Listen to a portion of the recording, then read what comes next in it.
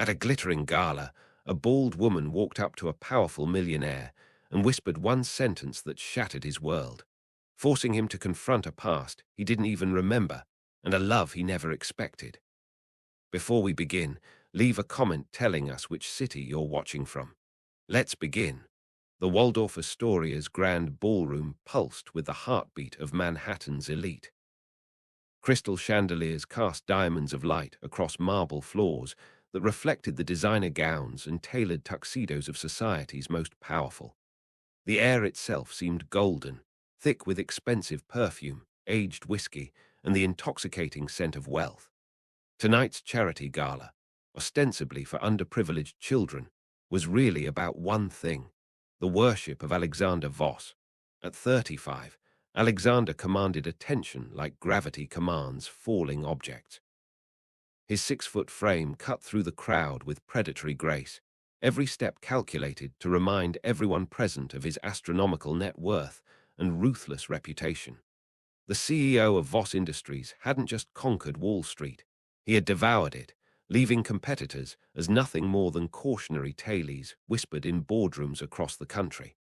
Alexander, darling, the mayor's wife, dripping in emeralds, clutched his arm with manicured talons.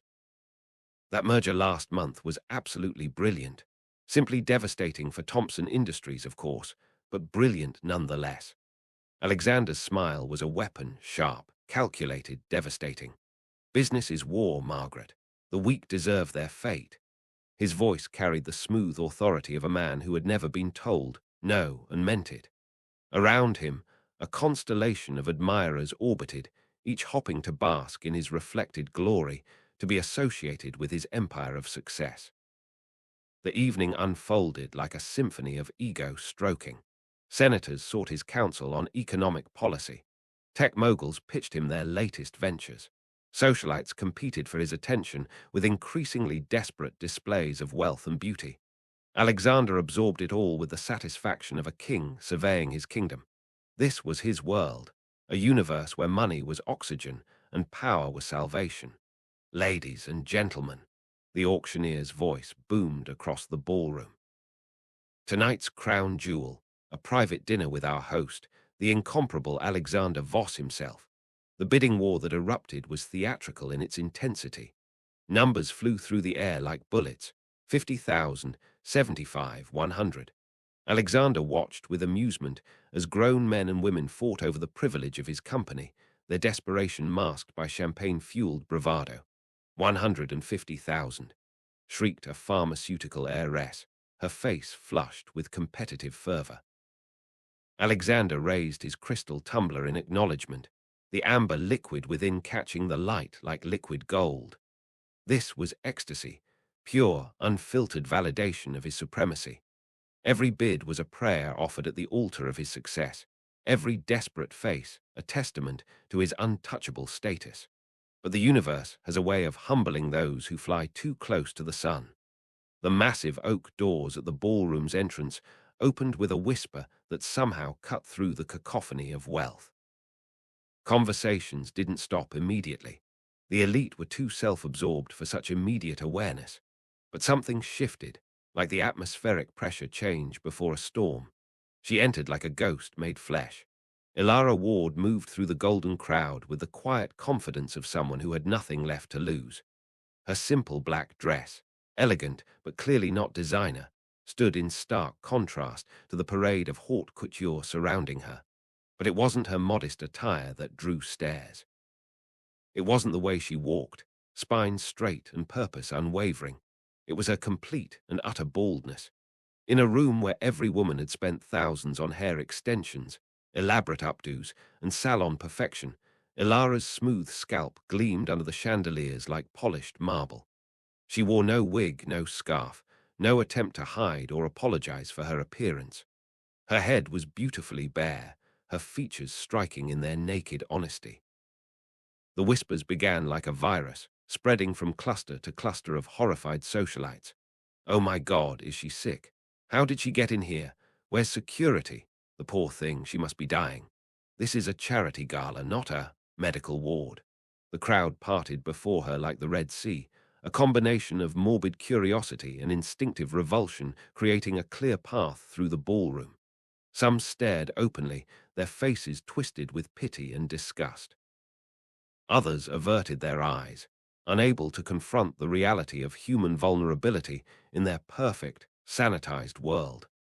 Alexander noticed the disturbance from his position near the auction stage. His conversation with a tech billionaire died mid-sentence as his predatory instincts kicked in, sensing disruption in his carefully orchestrated evening. His steel-gray eyes tracked the movement through the crowd, expecting to see some minor celebrity making a dramatic entrance, or perhaps a protesters who had somehow bypassed security. What he saw instead stopped his breath in his throat. The bald woman wasn't looking around nervously or seeking attention. Her dark eyes were locked on him with laser precision, cutting through the crowd of hundreds as if he were the only person in the room. She moved with the inevitability of fate itself, each step bringing her closer to his sanctuary of power and privilege. "Who is that?" Alexander muttered to his assistant, but the younger man had already melted into the crowd, following the survival instinct that told him to distance himself from whatever storm was approaching. The auction continued in the background, but Alexander's universe had narrowed to a tunnel containing only himself and this strange, bald woman who walked toward him with the confidence of an avenging angel. His heart hammered against his ribs, a sensation so foreign he couldn't immediately identify it. When was the last time he had felt genuine uncertainty? Fear. She stopped 3 feet away, close enough that he could see his reflection in her dark eyes, close enough that the expensive cologne and after-dinner cigars couldn't mask her simple, clean scent. The conversations around them had died to a whisper as Manhattan's most powerful people sensed the electricity crackling in the space between predator and prey, though none could say which was which.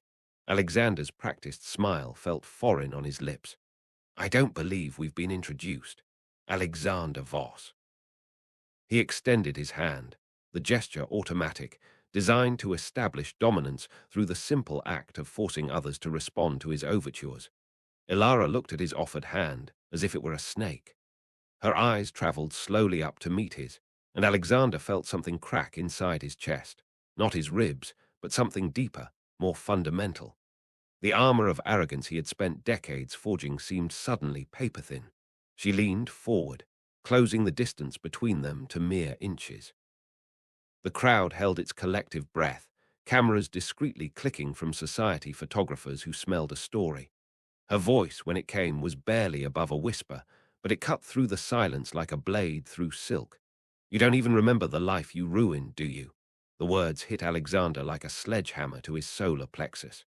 His vision blurred momentarily, his carefully constructed world tilting on its axis. This wasn't possible. This couldn't be happening. Not here, not in his domain, not in front of everyone who mattered. His mouth opened and closed soundlessly, his silver tongue failing him for the first time in decades. Around them, the whispers grew louder as Manhattan's elite sensed blood in the water. Cameras flashed more openly now, capturing what might be the first time anyone had seen Alexander Voss truly, utterly speechless. Ilara straightened, her dark eyes never leaving his face. She studied him like a scientist, examining a particularly interesting specimen, with detached curiosity and perhaps a touch of disgust. Then, without another word, she turned and walked away, her simple black dress disappearing into the crowd as suddenly as she had appeared. The spell broke. Conversations resumed with the artificial volume of people trying too hard to pretend nothing had happened. The auction continued, though the bidding seemed half-hearted now. Alexander stood frozen, his hand still extended in that abandoned handshake, his face pale beneath his expensive tan. "Alexander," Margaret's voice seemed to come from very far away. "Alexander, are you quite all right?" He blinked, his grey eyes slowly focusing on the concerned faces surrounding him. His empire was still intact. His wealth was still astronomical. His power was still absolute. But something fundamental had shifted, like tectonic plates moving deep beneath the Earth's surface. "I'm fine," he heard himself say, though his voice sounded strange in his own ears. Perfectly fine. But as the evening dragged on, as he smiled and schmoozed and played the role of the untouchable king, Alexander Voss couldn't shake the feeling that his perfectly ordered world had just sustained its first hairline crack. And hairline cracks, as any architect knows, are where the collapse begins. Sleep had become Alexander Voss's enemy. For 3 nights straight, he had lain in his king-sized bed atop his Manhattan penthouse, staring at the ceiling while those 8 words echoed through his skull like a death sentence. You don't even remember the life you ruined, do you? The city that never slept sprawled beneath his floor-to-ceiling windows, a glittering testament to ambition and conquest. But for the first time in his life, it offered no comfort. His empire hadn't crumbled. The stock market hadn't crashed. His net worth remained obscenely astronomical. Yet something had shifted, like discovering a cancer that had been growing silently for years. Every mirror reflection showed him the same chiseled features, the same predatory grey eyes, the same perfectly groomed exterior. But now he saw something else lurking beneath. A stranger, a destroyer he didn't recognize. Sir. His assistant Marcus appeared in the doorway of his home office, tablet in hand, his expression carefully neutral. You have the Steinberg acquisition meeting in 20 minutes, and the Japanese investors are expecting. Cancel everything. Alexander's voice cut through the morning air like broken glass. He hadn't moved from his leather chair, where he'd been sitting since dawn, staring at his computer screen but seeing nothing. Marcus's eyebrows shot up. In 5 years of working for Alexander Voss, he had never heard those words. Sir, the Steinberg deal is worth. I said cancel everything. Alexander's tone carried a dangerous edge that made his assistant take an involuntary step backward. And find her. Find. Who, sir? The bald woman from the Gala. I want to know her name, her address, her entire life story. I want to know what she had for breakfast and what soap she uses. I want everything.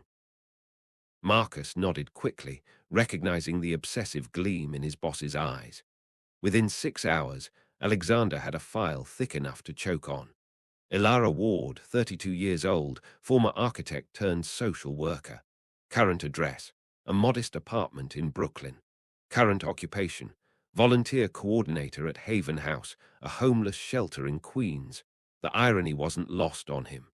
While he built towers that scraped the sky, she helped people who lived beneath it. By evening, Alexander found himself doing something he hadn't done in over a decade, making his own phone call. His fingers trembled slightly as he dialed the number Marcus had provided, a tremor that both enraged and terrified him. Hello. Her voice was exactly as he remembered it, calm, controlled, carrying an authority that had nothing to do with bank accounts or stock portfolios. This is Alexander Voss. He waited for recognition, for the sharp intake of breath that usually accompanied his name. Instead, he heard only silence. We need to talk. Do we? There was amusement in her voice, as if she were watching a particularly entertaining show. I wasn't aware we had anything to discuss. The casual dismissal hit him like a slap. Kings weren't dismissed. Gods weren't ignored.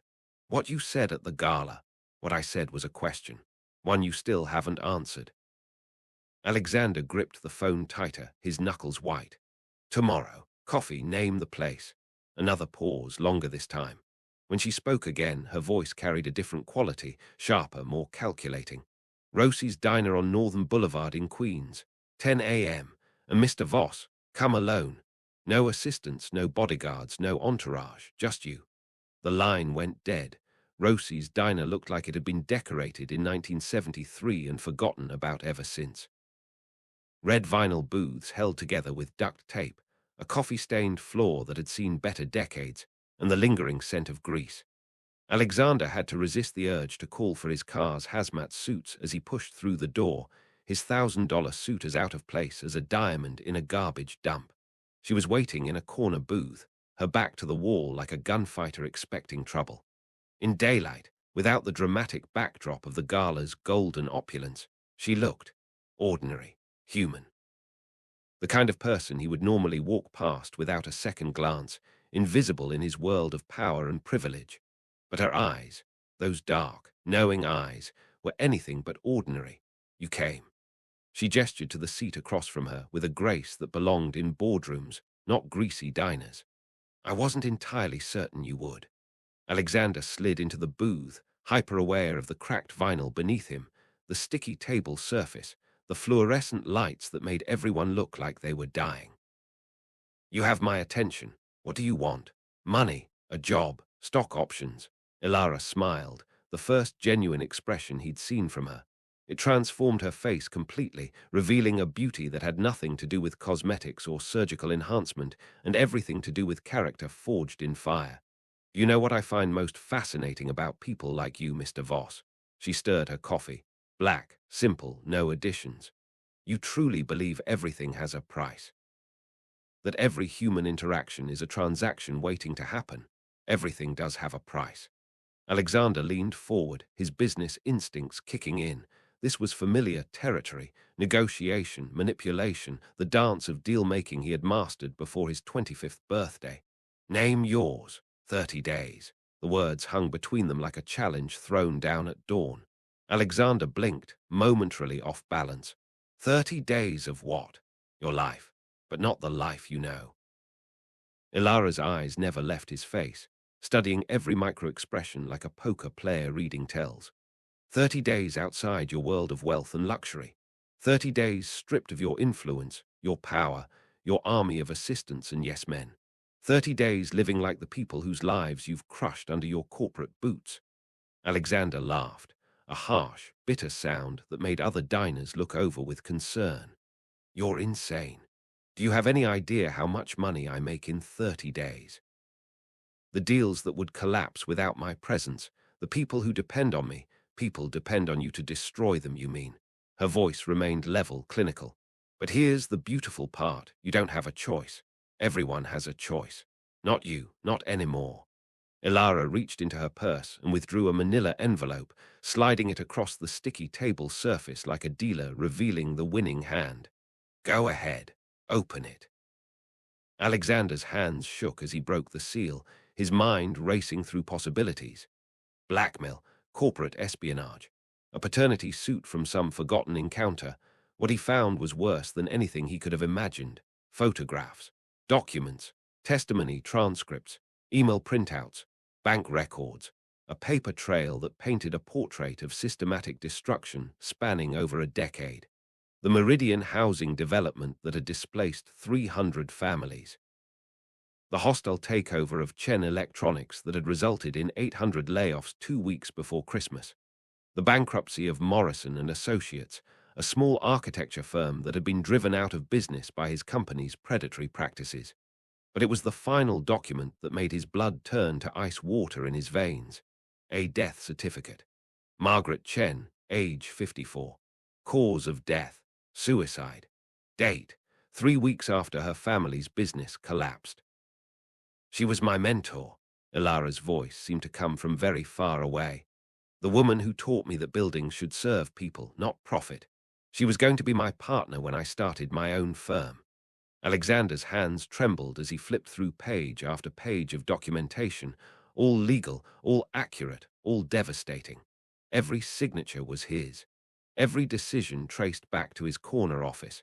Every life destroyed bore his fingerprints. This is business, he whispered, but the words sounded hollow even to his own ears. It's not personal, it's just what? Ilara leaned forward, her voice cutting through his justifications like a scalpel through flesh. Just collateral damage, just the cost of doing business. Tell me, Mr. Voss, do you think Margaret Chen's children see it that way? The diner around them seemed to fade into background noise, the clink of coffee cups, the sizzle of bacon on the grill, the murmur of ordinary people living ordinary lives. Lives that mattered. Lives that had value beyond their contribution to his profit margins. What do you want? His voice cracked like a teenager going through puberty. I told you, 30 days. You live on minimum wage, $700 for the month. You work at Haven House, the homeless shelter where I volunteer. You sleep in a studio apartment I'll provide in Queens. No credit cards, no bank accounts, no calling in favors or using your connections.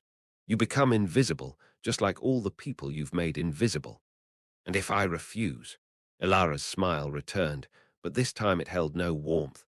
Then, tomorrow morning, every major newspaper, every financial blog, every social media platform gets copies of everything in that envelope. Your board of directors gets to see exactly what kind of monster they've been enabling. Your shareholders get to decide if they want their money associated with a company that drives people to suicide. Your empire burns down around you, and you have no one to blame but yourself. Alexander stared at the documents, his empire's funeral pyre spread across the sticky diner table. He could call his lawyers, his public relations team, his damage control specialists. But the truth was the truth, and she had it all documented. "You're bluffing," he said finally, but even he could hear the desperation in his voice. "Am I?" Ilara stood, leaving a $5 bill on the table, more than enough to cover her coffee and tip. "You have until tomorrow at noon to decide. After that, the choice gets made for you." She paused at the booth's edge, looking down at him with something that might have been pity. "For what it's worth, Mr. Voss, I hope you choose the 30 days. Not for your sake. You deserve whatever hell awaits you, but for theirs." She gestured toward the diner's other patrons, ordinary people living ordinary lives. "They deserve better than the world you've created." As she walked away, Alexander sat frozen in the cracked vinyl booth, surrounded by the evidence of his sins and the dying echoes of his certainty. Outside, Queens bustled with life, messy, complicated, real life that existed beyond the sterilized walls of his corporate kingdom. For the first time in his adult life, Alexander Voss was truly, completely alone. The studio apartment in Queens was smaller than Alexander's walk-in closet. 400 square feet of peeling wallpaper, water-stained ceiling, and a radiator that clanged like a dying machine. The single window overlooked a fire escape and the brick wall of another building, offering a view that wouldn't have sold for 50 cents in a real estate catalogue. Alexander stood in the doorway, his designer luggage incongruous against the backdrop of poverty, and felt his first taste of genuine claustrophobia. "Welcome to your new kingdom, your majesty." Ilara stood beside him, her arms crossed, watching his horror with undisguised satisfaction. $700 a month doesn't go as far as it used to. Alexander dropped his Louis Vuitton suitcase with a thud that echoed through the hollow space. "This is insane. I could buy this entire building." "With what money?" Ilara pulled out her envelope and counted out 7 crisp $100 bills. "This is your budget for the entire month. Rent, food, transportation, everything. Welcome to minimum wage reality." The bills felt foreign in his hands, paper currency he hadn't touched in years. His world operated on platinum cards, wire transfers, and numbers that existed only in digital space. Physical money was for peasants and drug dealers. "Our last 3 days," he muttered, more to himself than to her. "This is a joke, a game. You'll see how quickly this falls apart." Ilara's laugh was sharp as broken glass. "I'm counting on it lasting exactly 30 days, Mr. Voss, because every single day you quit early is another document that goes public. Quit after 1 day. The Margaret Chen suicide story hits the Times. Quit after 3. The Morrison and Associates scandal goes viral. I have enough ammunition to destroy you piece by piece, or all at once. Your choice." Day 1 at Haven House was an apocalypse of humiliation. The homeless shelter occupied a converted warehouse in a part of Queens that most maps forgot to include. The building reeked of industrial disinfectant, fighting a losing battle against human desperation, boiled cabbage, and something else Alexander couldn't identify but suspected was defeat made manifest. Voss. Maria Santos, the shelter's director, had the voice of a drill sergeant and the disposition of someone who had seen too much human misery to waste time on pleasantries. "You're on dish duty. Kitchen now."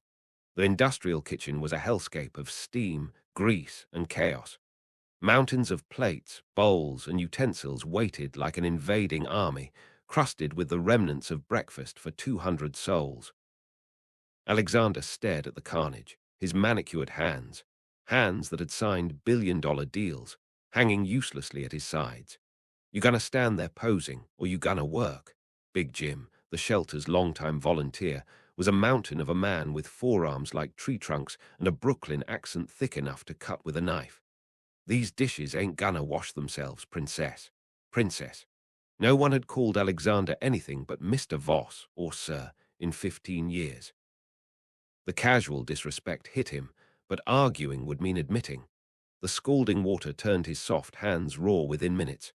Grease and food particles clung to his designer shirt, a $3,000 piece of Italian silk that now looked like it belonged in a dumpster. His back ached from hunching over the industrial sinks. His manicured nails, maintained weekly by professionals, cracked and split. "Faster," Big Jim barked. "Lunch prep starts in an hour, and these people gotta eat." These people. Alexander glanced through the kitchen service window at the dining hall, where dozens of human beings sat at fold-out tables, eating donated food off mismatched plates. Old men with weathered faces and thousand-yard stares. Young mothers bouncing Barbies while trying to stretch a bowl of soup into a meal. Teenagers who looked like they'd aged decades in the space of months. These were the invisible ones, the discarded. The casualties of a system that treated human beings like line items on a balance sheet. "What's your story, fancy boy?" A voice behind him made Alexander turn. The speaker was a woman in her 60s, her grey hair pulled back in a severe bun, her clothes clean but patched in multiple places.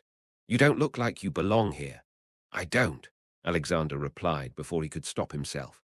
"None of us do, sugar." Her laugh held no humor. "My name's Dorothy. I was a nurse for 30 years. You," Alexander hesitated.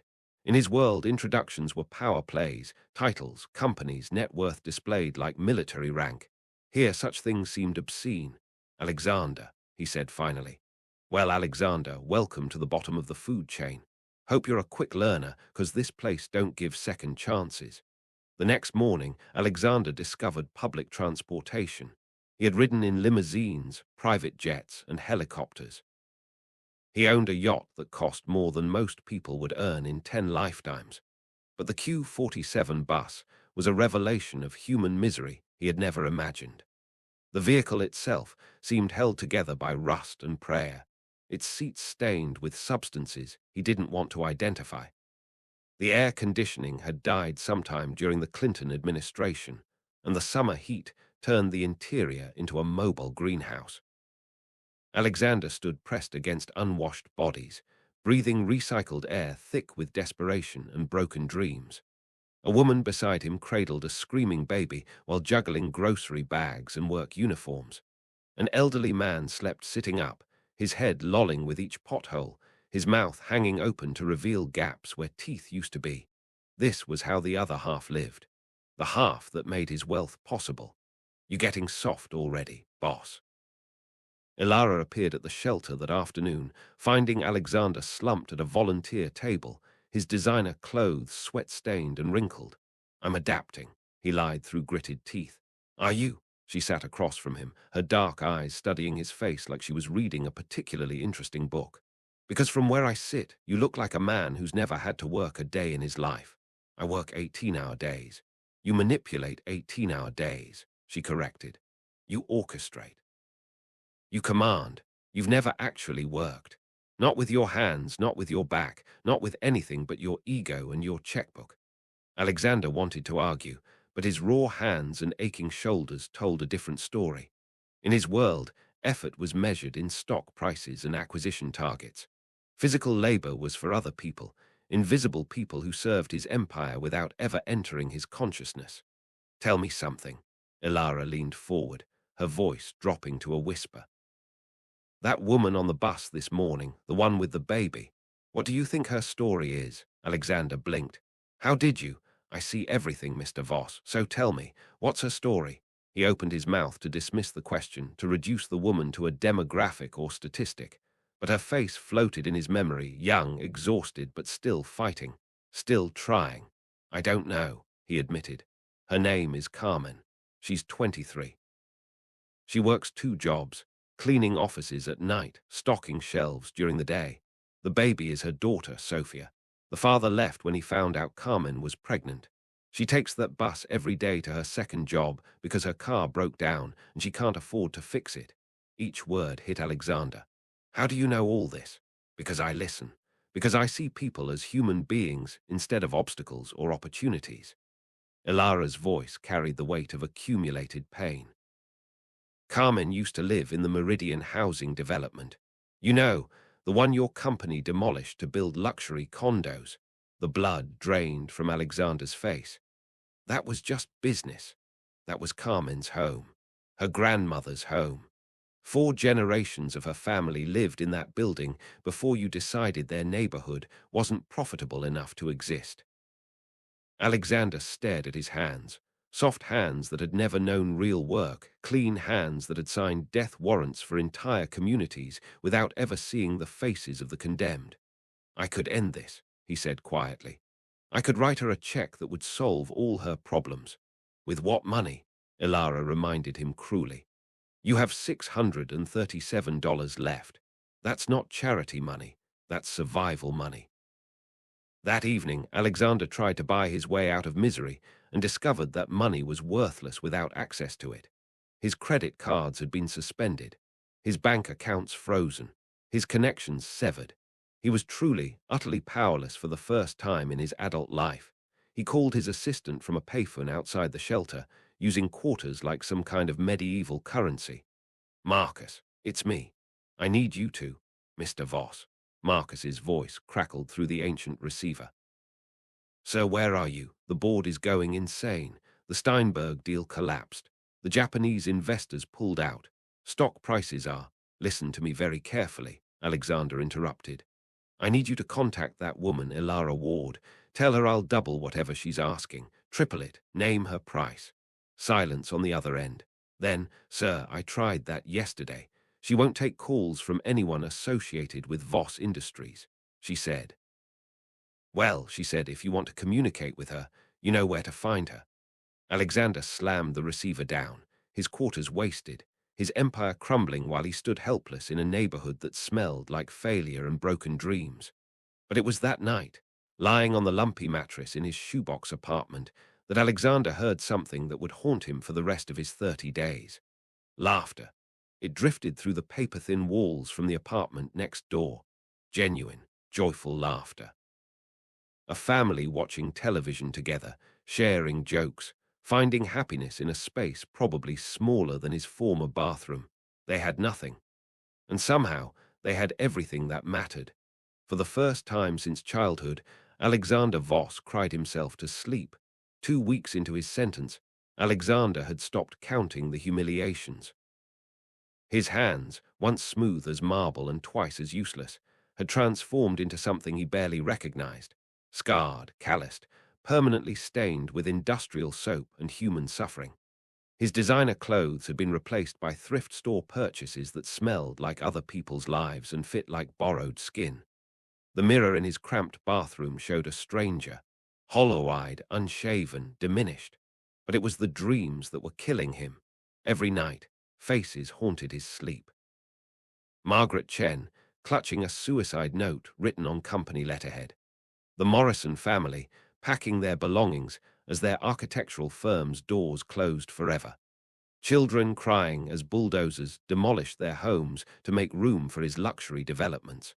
An endless parade of ghosts, each carrying a piece of his conscience he thought he'd buried years ago. The shelter had become his purgatory, a concrete testament to the human cost of his success.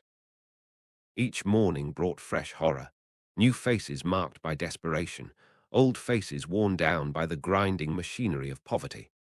Alexander washed their dishes, swept their floors, served their meals, and slowly began to see them not as statistics or obstacles, but as people whose lives had been systematically destroyed by men exactly like him. Alexander. Maria Santos appeared beside him as he mopped the dining hall floors, her voice cutting through his brooding like a blade through fog. We need to talk. Her office was a claustrophobic box crammed with filing cabinets, donation boxes, and the accumulated paperwork of human misery. She gestured to a chair that looked like it had been salvaged from a demolition site. Sit. Maria dropped into her own chair with the weariness of someone who carried the weight of 200 souls on her shoulders every day. In 20 years of running this place, I've seen every kind of volunteer. The guilty rich kids doing court-ordered community service, the religious zealots trying to buy their way into heaven, the politicians slumming for photo ops. Alexander waited for the inevitable categorization, the dismissal he'd been expecting since his first day. But you, Maria leaned back, studying him like a puzzle she couldn't solve. You're different. Most people like you, and don't pretend you're not people like you. They show up, take their pictures, write their checks, and disappear back to their ivory towers. They help from a distance where it's safe and clean and doesn't mess up their manicures. My manicures are definitely ruined, Alexander said dryly, holding up his battered hands. That's exactly what I mean. Maria's eyes sharpened. You're actually working, really working. Getting your hands dirty, taking orders from Big Jim without complaint, treating our people like human beings instead of charity cases. Why? The question hung in the air like smoke from a fire he couldn't put out. Why was he working so hard at this punishment? Why wasn't he going through the motions, counting down days until his sentence ended?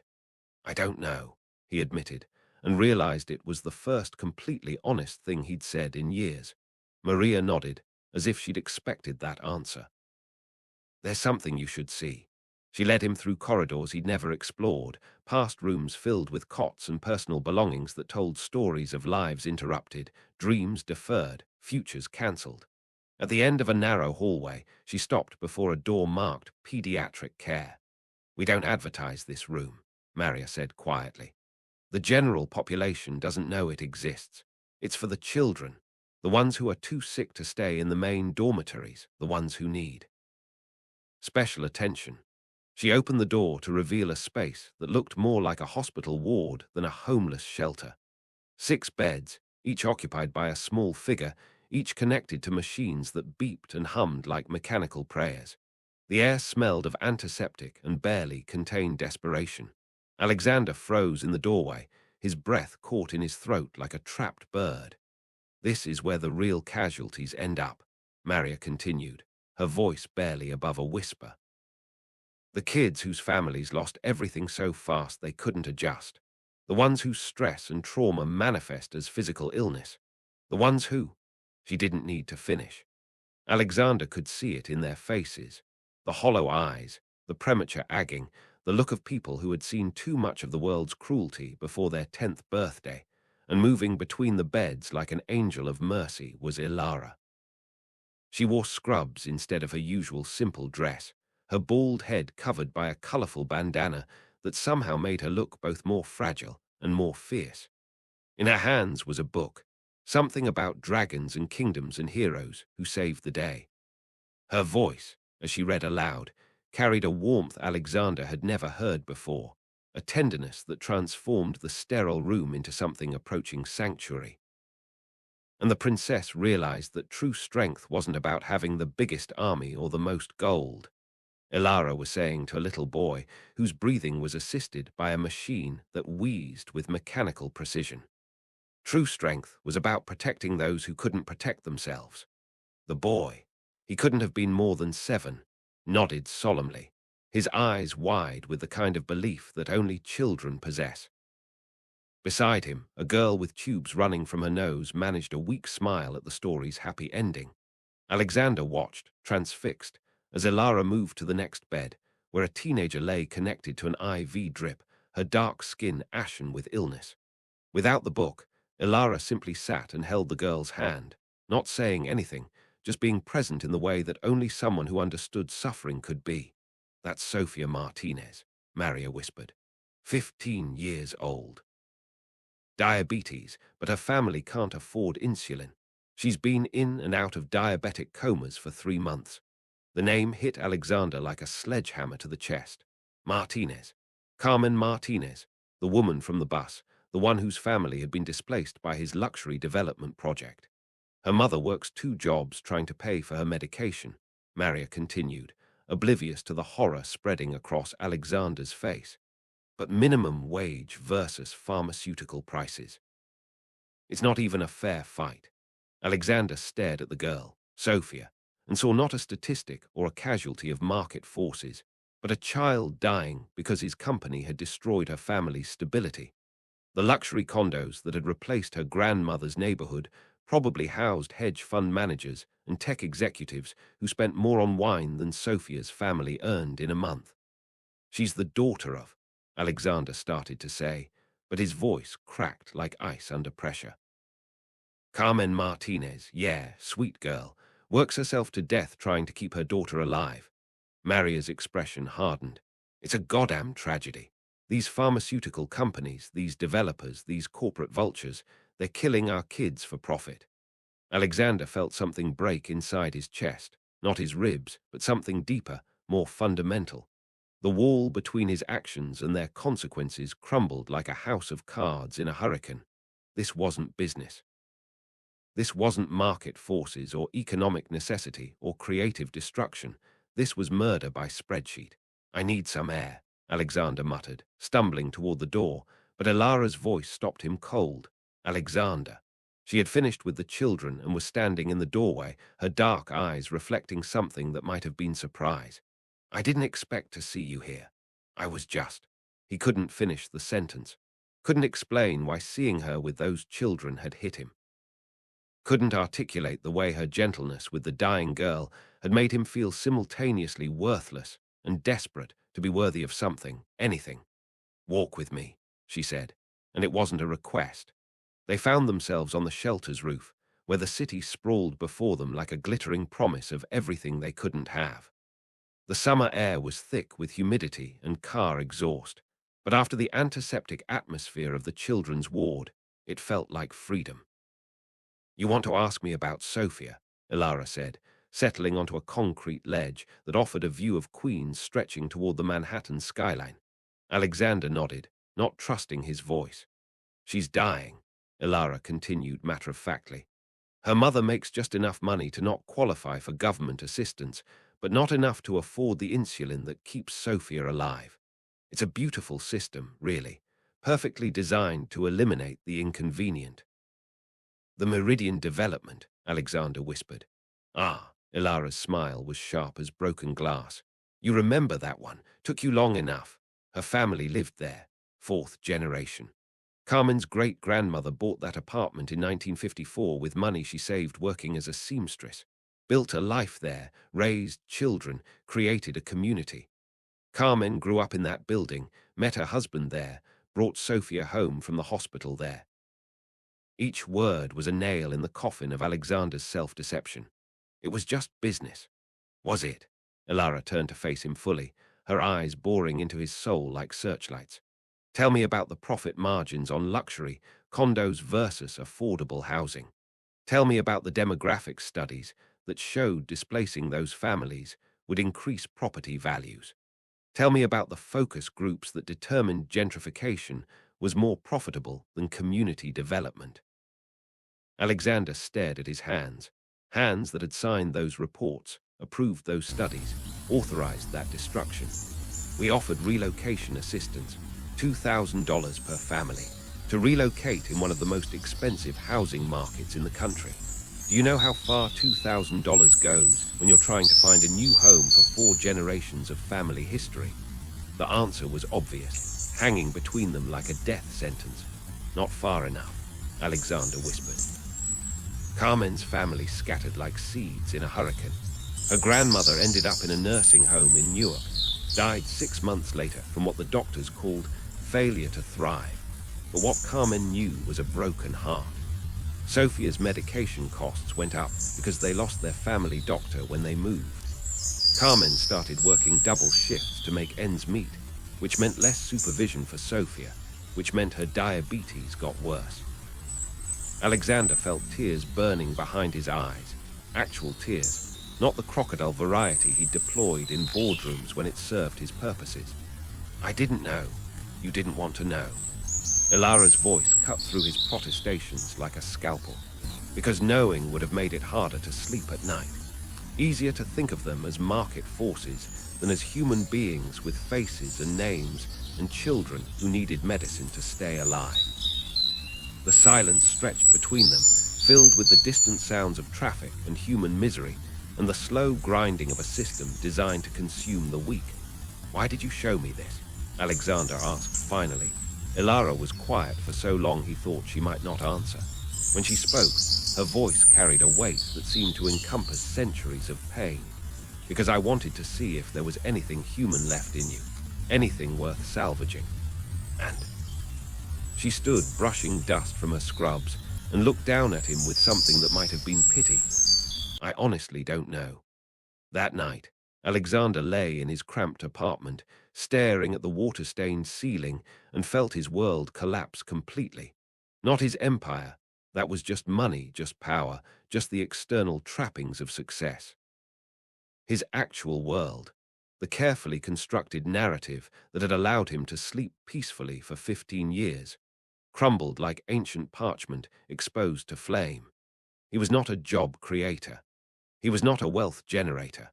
He was not a master of the universe, or a captain of industry, or any of the other flattering titles his sycophants had applied like band-aids over gaping moral wounds. He was a killer who used contracts instead of weapons, a destroyer who built luxury on the bones of broken communities, a monster who had convinced himself that his appetite for more was a virtue rather than a disease. And for the first time in his life, Alexander Voss understood exactly what he was. The realization didn't bring relief.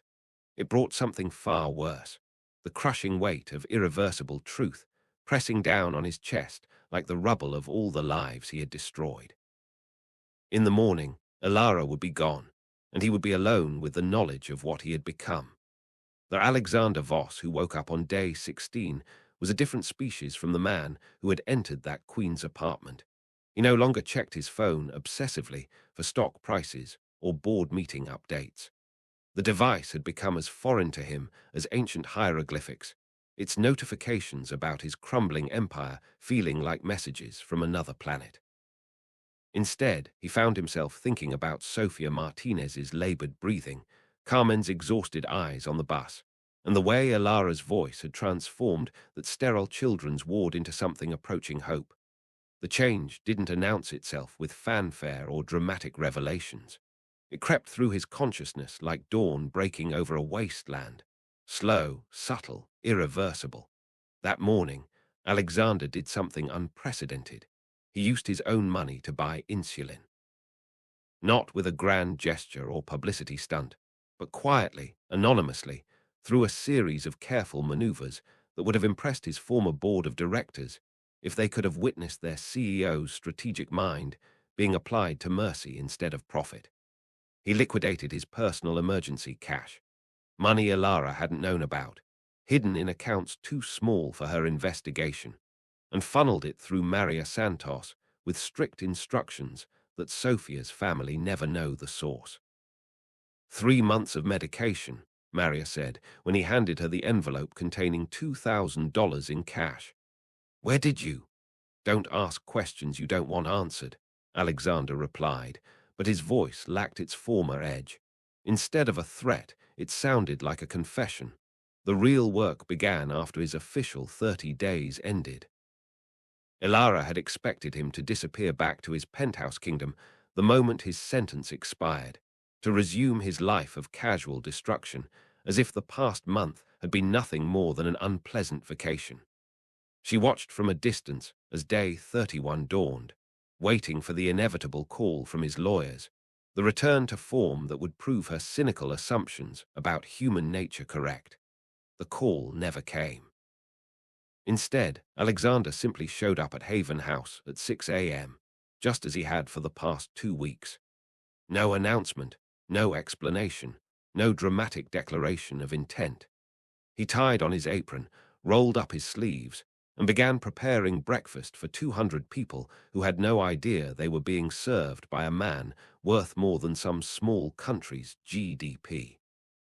"You're supposed to be gone," Big Jim said, confusion creasing his weathered features as Alexander methodically chopped vegetables with the precision of someone who had learned that dignity could be found in any honest work. "I know. So why aren't you?"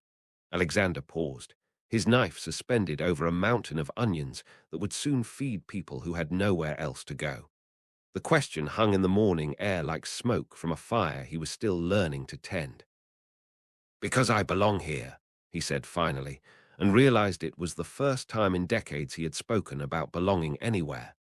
The work became his meditation, his penance, his prayer to gods he wasn't sure existed, but desperately hoped might consider forgiveness. He mopped floors that would be dirty again within hours. He washed dishes that would be used and re-washed in an endless cycle. He listened to stories from people who had lost everything and somehow still found reasons to smile, to hope, to extend kindness to strangers who looked suspiciously like the men who had destroyed their lives. Dorothy, the former nurse who had befriended him during his first week, became his unlikely confessor. Over shared cigarette breaks, a habit Alexander had picked up from the stress of poverty, she listened to fragments of his story with the patience of someone who had seen every variety of human suffering. "Guilt's a funny thing," she said one evening as they sat on milk crates behind the shelter, watching the sun set over a neighborhood that existed in the shadows of his former empire. "It can eat you alive if you let it, but it can also teach you how to live if you're brave enough to listen." "Do you live with destroying people's lives?" Alexander asked, exhaling smoke that dissipated into the gathering darkness like his former certainties. Dorothy laughed, not with humor, but with the bitter recognition of shared experience. "Sugar, we've all destroyed lives. Difference is, most people never get the chance to see the damage up close. You're getting a gift most folks would run screaming from, the opportunity to understand exactly who you were, so you can decide who you want to be." The transformation wasn't smooth or linear. There were moments when Alexander's old instincts surfaced like oil on water, when he caught himself calculating profit margins or assessing human worth in terms of productivity. But each time, the faces from the children's ward would rise in his memory. Sophia's struggle for breath, the hollow eyes of kids who had seen too much too young, the way Ilara's hands had trembled almost imperceptibly as she held them. 6 weeks after his official sentence ended, Alexander did something that would have given his former board members collective heart attacks. He visited the families, not with photographers or press releases or tax-deductible charity initiatives, but alone, armed with nothing but handwritten addresses and a courage he hadn't known he possessed. The Morrison family first, the architects whose firm had been crushed under his company's expansion. Then the Chen family, Margaret's surviving children, who had inherited their mother's dreams along with her debts. Each visit was a surgical procedure performed on his own soul without anesthesia. He apologized not for business decisions or market forces, but for choosing profit over human dignity, for seeing people as obstacles instead of fellow travelers on a journey he was only beginning to understand. Most doors were slammed in his face. Most apologies were rejected with the fury they deserved. But some, a precious few, were received with the grace that only those who had suffered greatly could offer to those who had caused their pain. "Why?" asked Mrs. Chen, Margaret's elderly mother, as she served tea in an apartment that could have fit inside Alexander's former bathroom. "Why come here now? Why tell me you're sorry when my daughter is already gone?" Alexander stared into his teacup, seeing his reflection fragmented by ripples he couldn't control. "Because sorry is all I have." Because she deserved better than a world that treated her like a line item on a balance sheet. Because maybe if I say it enough, to enough people, I might remember what it means to be human. The old woman studied him with eyes that had seen revolution, immigration, loss, and survival. Finally, she nodded, not forgiveness, but acknowledgement that his pain was real even if it couldn't resurrect her daughter. Ilara watched these transformations from a distance, her skepticism warring with something that looked suspiciously like hope. She saw him choose the bus over taxis he could now afford. She watched him eat meals at the shelter instead of restaurants that would have welcomed him back with champagne and apologies. She observed as he built relationships with people who had nothing to offer him except their humanity. "You're different," she said one evening, approaching him as he finished his shift in the kitchen. It was the first time she had initiated a conversation since that devastating night on the roof. Alexander looked up from the industrial sink where his hands, permanently changed by weeks of honest labor, scrubbed away the evidence of another day spent in service to people who would never know his name or his net worth. Different how? Quieter. Like you're listening to something the rest of us can't hear. Alexander considered this, his hands still moving automatically through the familiar routine of washing, rinsing, sanitizing. Maybe I'm finally hearing what I've been drowning out for 15 years. Which is the sound of all the hearts I've broken, the voices of all the lives I've destroyed, the echo of all the words I should have said, but didn't because I was too busy counting money to count the cost. Ilara moved closer, close enough that he could smell her soap, simple, clean, honest in a way that expensive perfumes could never achieve. And what are you going to do with all that noise? Alexander turned off the water, dried his hands on a towel that had seen better decades, and looked directly into her eyes for the first time since their confrontation at the diner. Listen to it, every day, for the rest of my life, and try to make music instead of misery. For the first time since that night at the Gala, Ilara smiled at him, not with triumph or pity or calculation, but with something that looked remarkably like respect. 3 months into Alexander's self-imposed exile from his former life, autumn-painted queens in shades of gold and crimson that rivaled any masterpiece hanging in his abandoned penthouse. The city's rhythm had become his heartbeat, the morning rush of commuters seeking survival, the evening exodus of the exhausted, the endless cycle of human struggle and resilience that he had once observed from climate-controlled towers, but never truly understood. He had found an unexpected peace in invisibility. No longer the predator stalking Manhattan's concrete canyons, Alexander moved through the world like a ghost who had finally learned to live among the living. His wealth remained untouched, a dragon's hoard gathering dust, while its former keeper discovered treasures that couldn't be measured in stock options or quarterly earnings. The revelation came on a Tuesday that began like any other.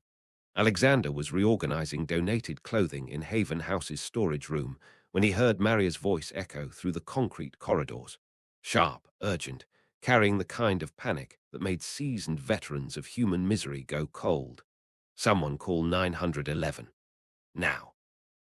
He dropped the boxes he'd been carrying and ran toward the sound, his heart hammering against his ribs like a caged bird desperate for freedom.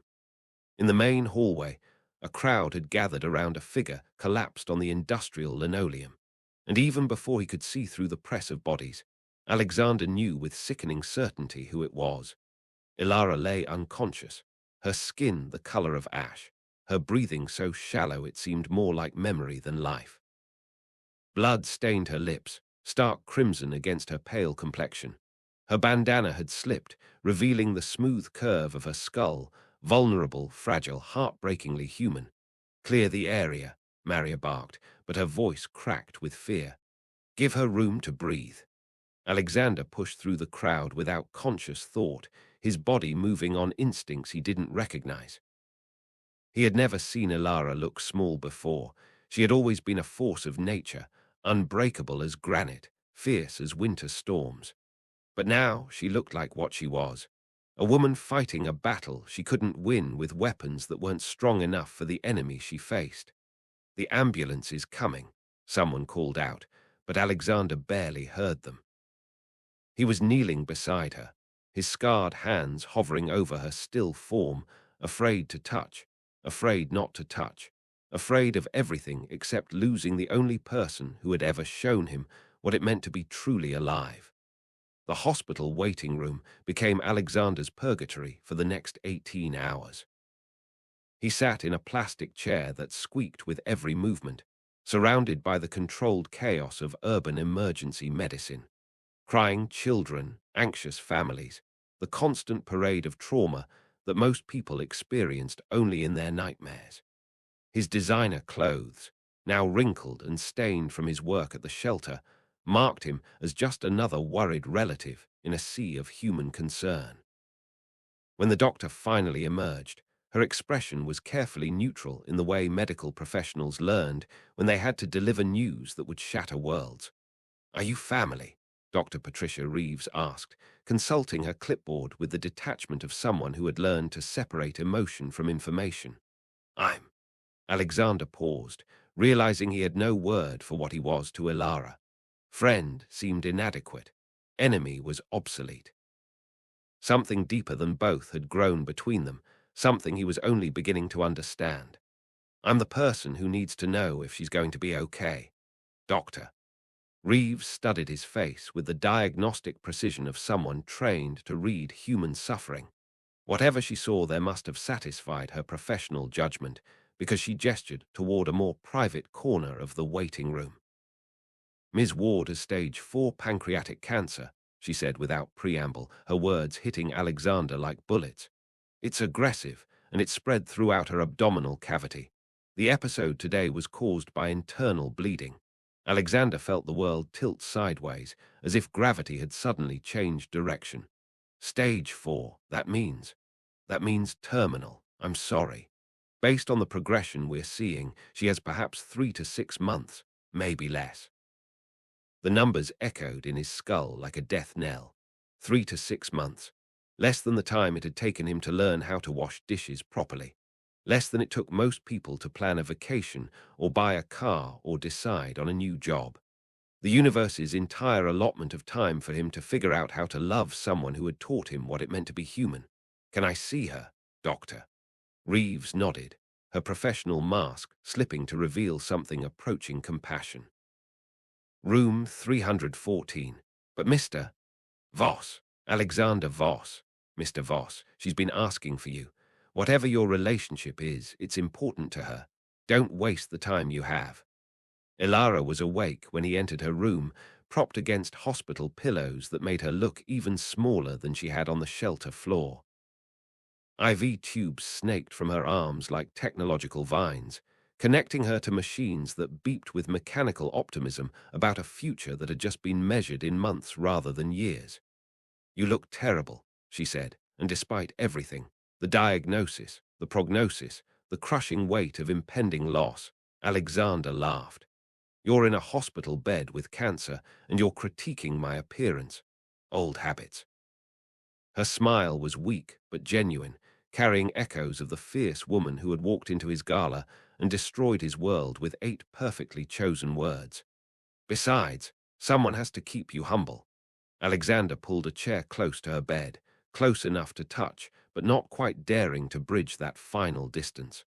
Why didn't you tell me? Would it have changed anything?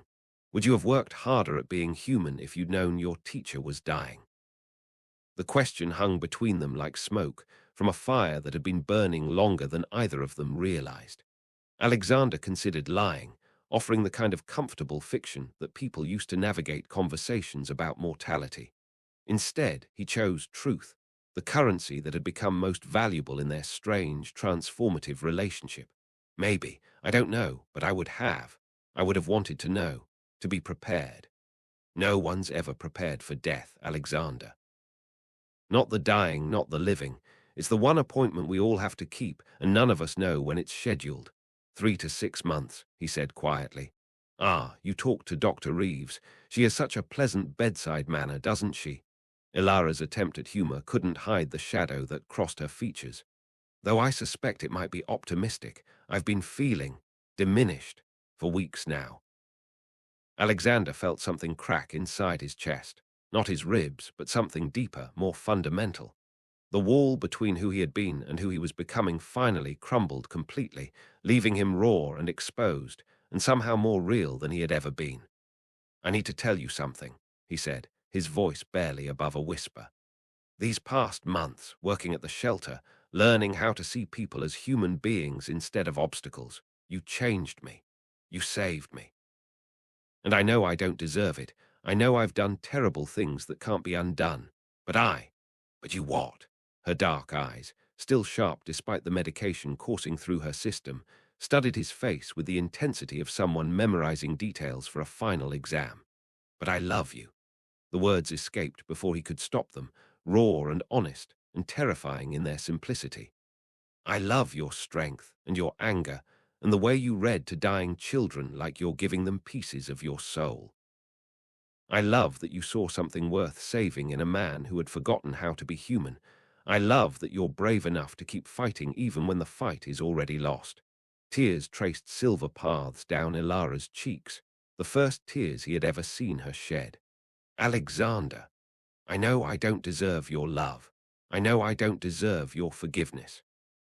But if I can spend whatever time you have left making your life brighter, making you feel less alone, making sure you know that at least one person in this world understands exactly how extraordinary you are, I'll be there, every single day, for as long as you'll have me.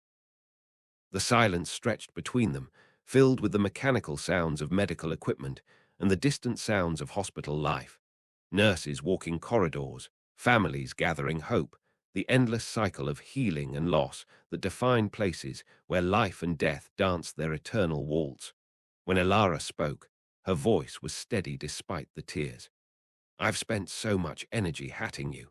Hatting what you represented, what you had done, what you had taken from people who couldn't defend themselves. Hatred was easier than hope, cleaner than believing people could change. And now I'm terrified.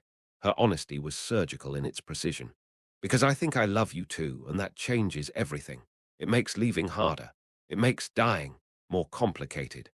Alexander reached for her hand, those elegant fingers that had once held documents proving his guilt, that had turned pages while reading to children, that had shown him more kindness than he deserved. Her skin was paper-thin, marked with needle tracks and the transparent fragility of someone whose body had become a battleground. Then don't leave, he said, knowing even as he spoke that some battles couldn't be won with determination or resources or the simple refusal to accept defeat. Stay, fight, let me fight with you. Some fights can't be won, Alexander, only fought with grace.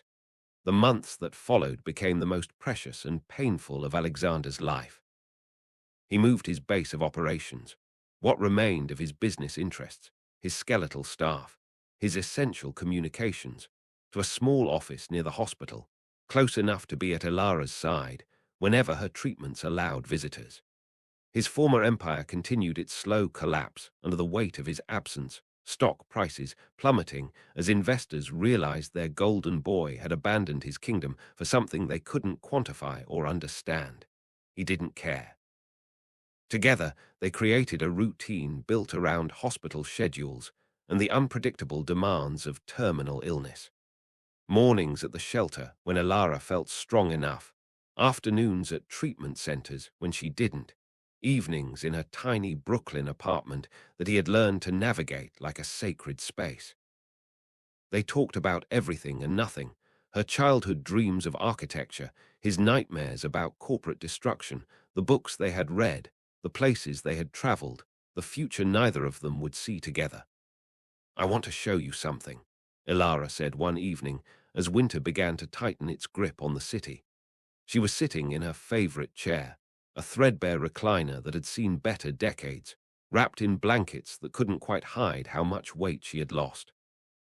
From beside the chair, she produced a portfolio Alexander had never seen before. Its leather cover was worn smooth by decades of handling, its pages yellowed with age and dreams deferred.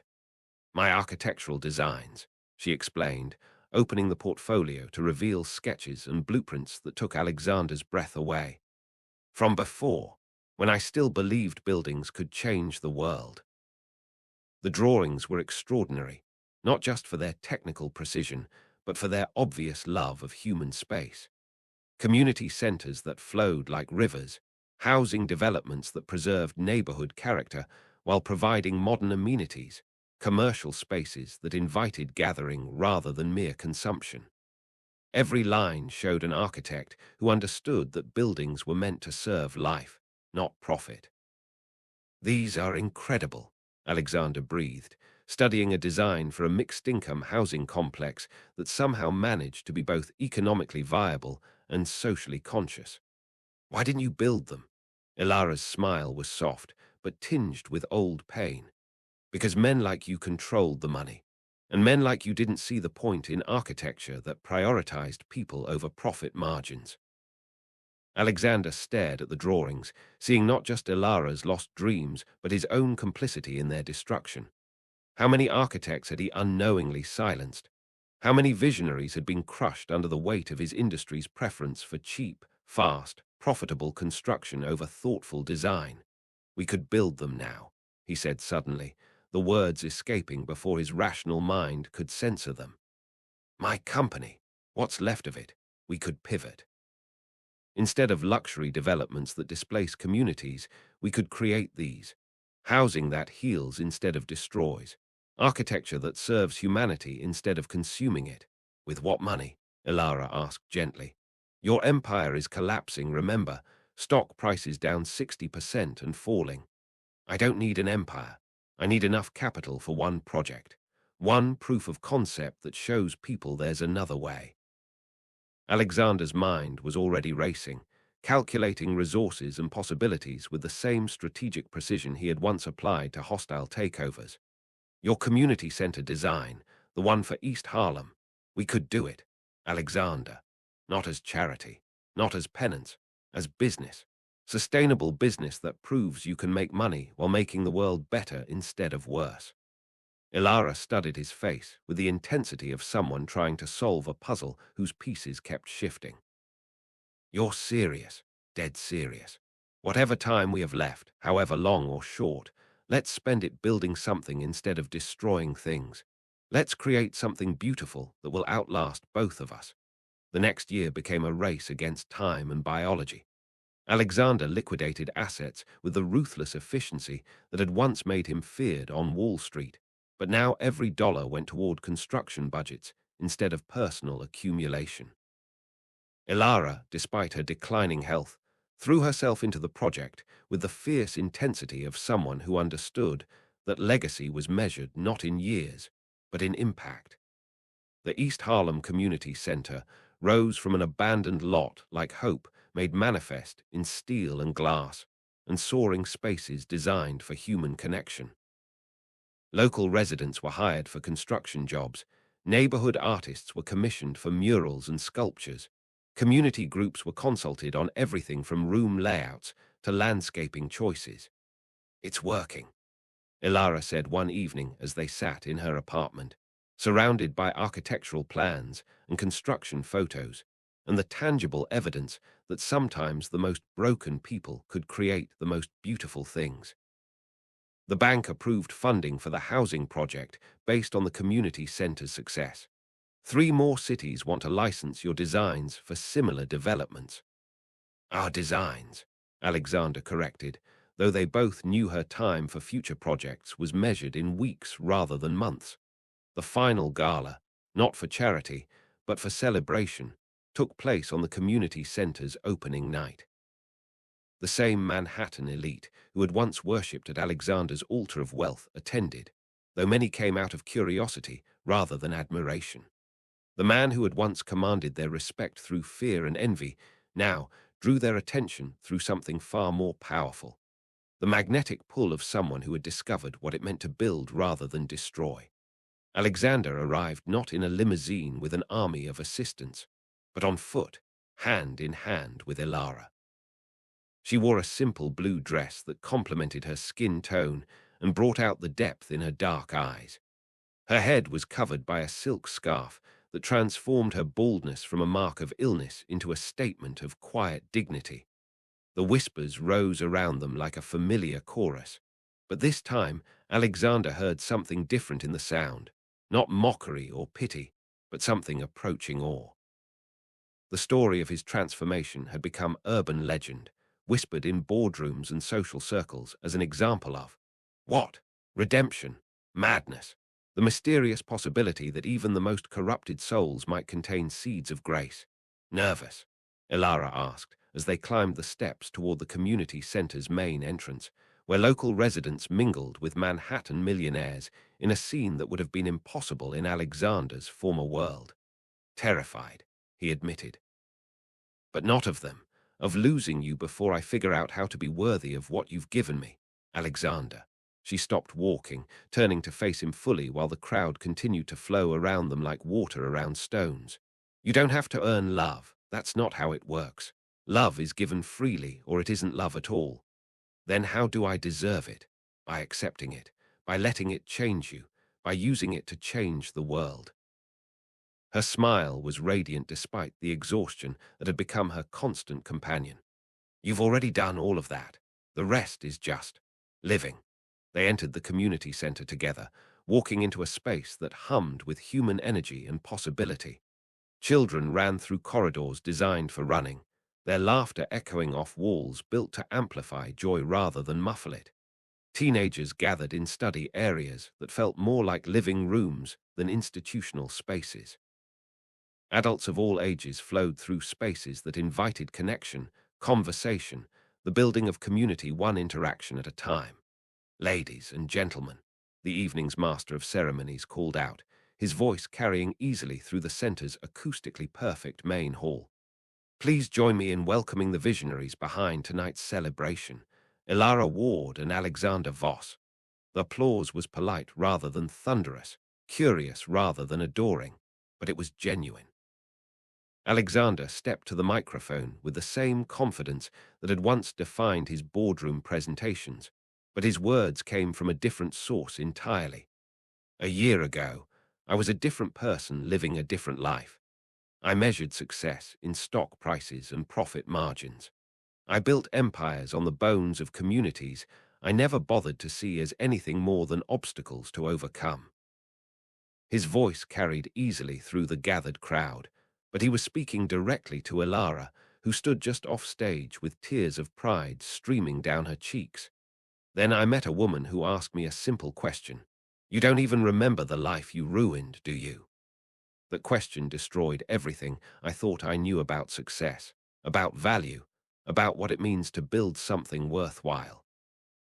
Alexander gestured toward the community center around them, the soaring spaces, the carefully planned sight lines that encouraged interaction, the thousand small details that proved architecture could serve humanity instead of consuming it.